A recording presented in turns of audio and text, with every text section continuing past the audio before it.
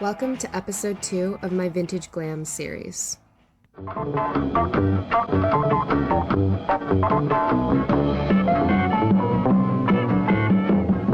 Right here, Sally Fields is only 15 while playing Gigdet. Her makeup is gorgeous and simple, and I'm going to show you how to do it step by step. Skincare is on at this point. I'm just patting in a little bit of marula oil by Drunk Elephant on my lips. Misting a little bit of this Gardenia facial mist by Georgette Klinger, and following that with some Ilia priming serum. The priming serum is going to be great because it's going to smooth out any kind of dry skin that I have or pores, so when I put the matte foundation on, it goes on really smoothly.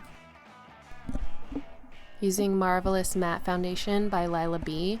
This is pretty forgiving cream foundation. It goes on smoothly if you prep your skin well, and it has a really beautiful finish. I liken it sort of to the Giorgio Armani Luminous Silk. Using the shades Pure and Natural to give my skin tone a little bit more warmth, a little more on the golden side, but I'm not trying to tan my skin up too much at this point. I like using this matte cream foundation because it makes me feel a little bit retro. Back then they mostly used cake foundation, which was a dry cake that they would then dip in a sponge and apply it onto their face, and that's usually how they got the complexion in conjunction with a lot of powder. After applying with the flat foundation brush, I'm just taking a damp blender and blending things out. I'm also using Lila B concealer and lid primer in the shade Vibrant to do some reverse contour work. The reverse contour is great because it is going to carve my cheek out without adding a whole lot of color and still showing through nice skin texture. And it's just naturally using a lighter shade underneath to bring the shadow of the hollow of my cheek out. And so it's keeping the look still pretty young and fresh. And then I'm just adding more coverage onto my nose. I want to get a very perfect baby doll matte complexion. I'm finishing off all my complexion work with powder foundation, also by Lila B in the shade Classic. It's going to double down on the coverage just a little bit, but I'd say that this is actually pretty sheer coverage. So I'm getting that baby doll complexion look without super caked out matte look. I'm taking a smaller brush to concentrate just a little bit more coverage on my nose, and then concealing that tiny little imperfection on my nose, and then just going a little bit more powder, just trying to get a perfect base.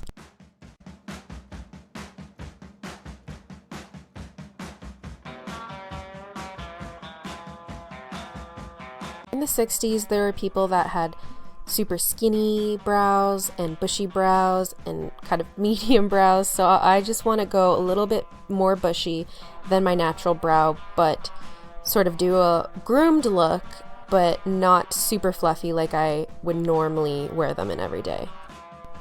I love the e.l.f. brow cream, especially in medium brown, because it gives my brows a really soft look.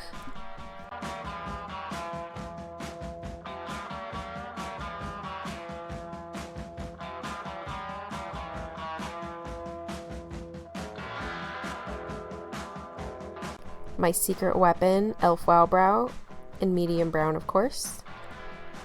Brow gel with fibers is just my favorite, and it's going to add texture to the brows that's realistic, and it's going to keep them in place for longer than just clear brow gel. Going in with my same concealer shade and carving out the brows just a little bit underneath.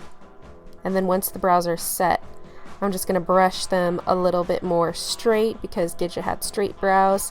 And again, I'm not trying to do a super fluffed out brow look. Priming the lids with the concealer, which also doubles as a primer in the formula. I don't want my lids to be dry or cakey, so then just taking a little damp sponge and going over it. Using the Naked Basics palette, I am using the lightest shade to highlight the brow bone and also the inner corner, but you want to keep these colors matte. I just want to show you guys the difference between a normal size blending brush and the size blending brush that I'm using. The one that I'm using is clearly a lot smaller and more dense and compact. I'm starting to build the crease, which is the base crease, with this light taupe. And okay, the difference between the bigger normal size blending brush and the smaller one that I'm using, the smaller one is going to hug the shape of my eye better. My eye shape is interesting. It's kind of almond. I do have a crease in my eye. You know, my eyes are round as well, but it's not that simple. Cutting a crease into one's eye that is hooded, for example, can be a lot more complex than just the normal rounded eye. You want to go a little bit higher than that natural crease line you see in my eyes. So right here I'm using the tiny shader brush, and I'm going in with the taupe and the warmer brown taupe to further deepen the crease, and I'm just building shadow here, gradually building the shadow. And by using these tinier brushes on my shape eye, or if you have sort of more a unique eye shape, it's not just like one size fits all. You got to use smaller brushes to get that shape. I find that you have more control over the shape that you're trying to go for on your eyes if you do use smaller brushes.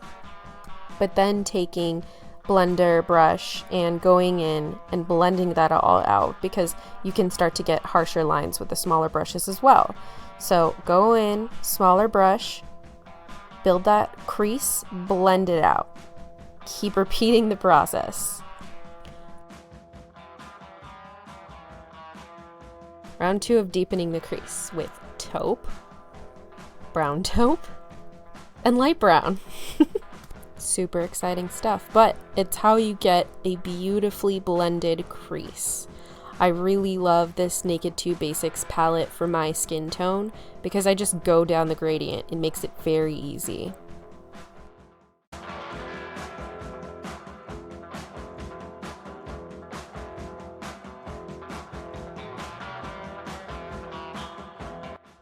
Now I'm doing what the kids call cutting the creases. I'm taking a lighter color, the lightest shade in fact, and I'm cutting that base crease we laid down to make that crease crisper and making that eye doe-eyed.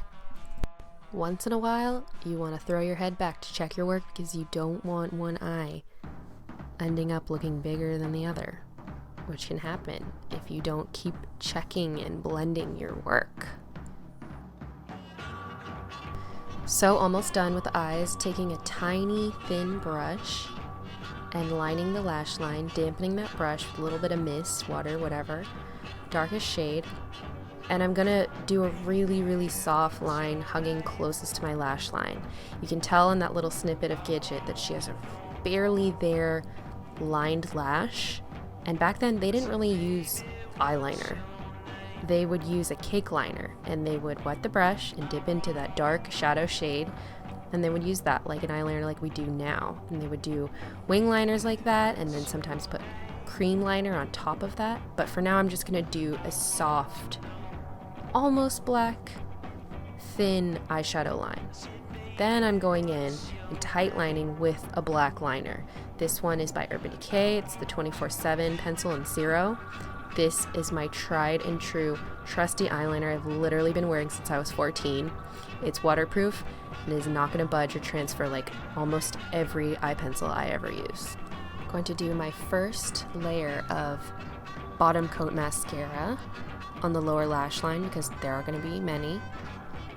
And then I'm going to do a drop shadow with deep brown and taupe.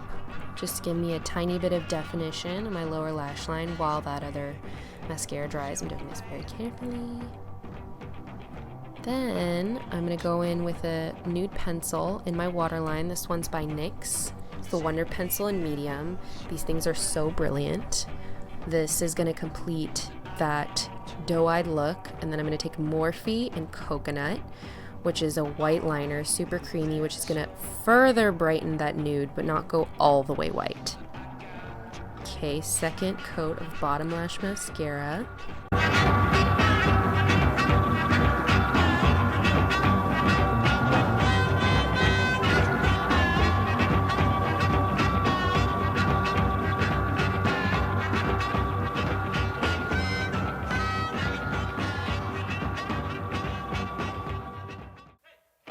one individual lash per eye.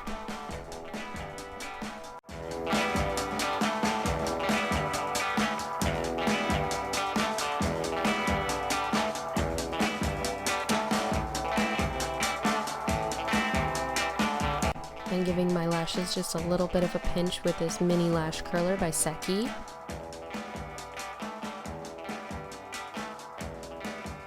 Okay, so I wanted to do the talk through with voiceover for everything as of this point, but now I'm going to talk through the rest of the face. So the first thing that I want to do since I finished my eyes is concealer. I'm going to go back in with my Lila B, a B Vibrant, the one that I used as an eye primer, and to reverse contour. So I'm going to take my flathead foundation brush again, and I'm going to just dip a little in, and then I'm going to start highlighting with this concealer under my eye. My other video, I said 5 shades darker. I obviously meant 5 shades lighter, but point is, we want this concealer to be super highlighting and really light, because that's how you get that beautiful, brightening, vintage halo look under your eye. It's so pretty. I don't really wear this out. I mean, honestly, you guys, I don't really wear much makeup at all on a daily basis, even without it being quarantined, because I'm lazy and I actually don't like doing my makeup, but I like teaching people makeup and I love putting makeup on other people. So yeah, this is full drag for me. So the reason why I'm using this bigger foundation brush versus a normal concealer brush is like, I just kind of want to get a full coverage application. And I also, right there, if you go all the way up and use it as a highlighter, it just gives you the prettiest kind of feline eye. So I did my concealer, and now I'm going to start to do some blush. I did powder my face with Lila B, this pressed, also for a little bit more coverage. This is Be Natural. And I did put that all over my face. I usually never powder all over my face, but this is a matte look, and the 60s were pretty matte, so I'm gonna stick with that. Gigdet's blush was really pretty. It was either sort of like a sheer shiny coral or a sheer shiny baby pink. So I'm gonna go somewhere in the middle, and I'm gonna use this pastel coral. This is Papaya 1972. By Kosas, and this is the high intensity, and I'm a little bit more medium skin tone, so I need the high intensity, like that part of their line, because there's normal and then there's high intensity for their blushes. So I'm gonna mix this Longitude 0. This is the not high intensity but the normal one, and I am going to mix this pastel coral with this pastel pink. I'm gonna take this, well, 168 rubbed off from all these years. I'm just gonna dip into the both of them.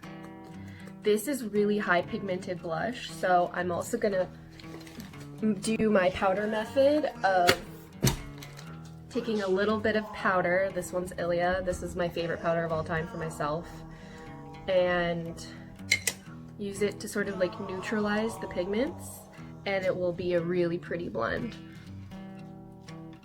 So I'm just swirling.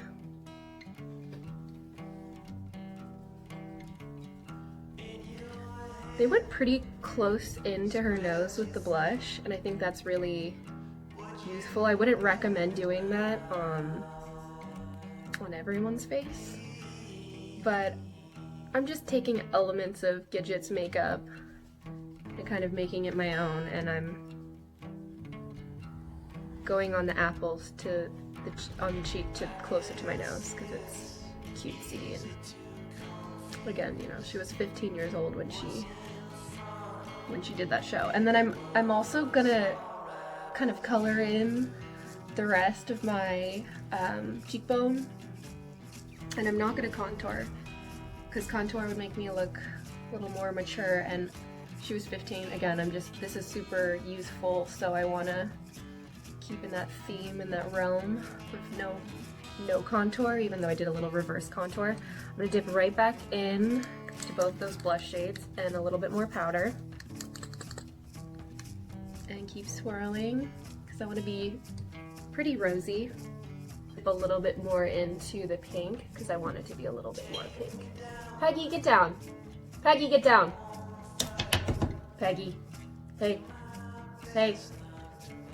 Mother, full-time job. Gigdet's makeup was pretty matte, but not all the way matte on her cheeks. So I'm going to take some of this Rodin highlighter. This one is the Luxury Illuminating Powder in Siren. And I'm gonna just swirl on top. And it's so pretty. I die for this stuff. Oh, it's so pretty. I really like highlight on top of blush versus sparkly blushes or shimmery blushes most of the time, because I feel like you can control where the shine goes, and it's really pretty when you just see it on the apples of your cheeks. Oh, it's so pretty. Yeah, so this is pretty much what I was going for. Baby pink peach sheen on the cheeks. And it's pretty because this highlight is a little bit pink as well, so it matches. A little bit of this dandelion, this Benefit Dandelion highlight powder. And I'm gonna take a teeny brush, a Morphe Y16, which is one of my favorite brushes for small highlighting and blending on the eyes and stuff. I'm just gonna hit right on that concealer highlight.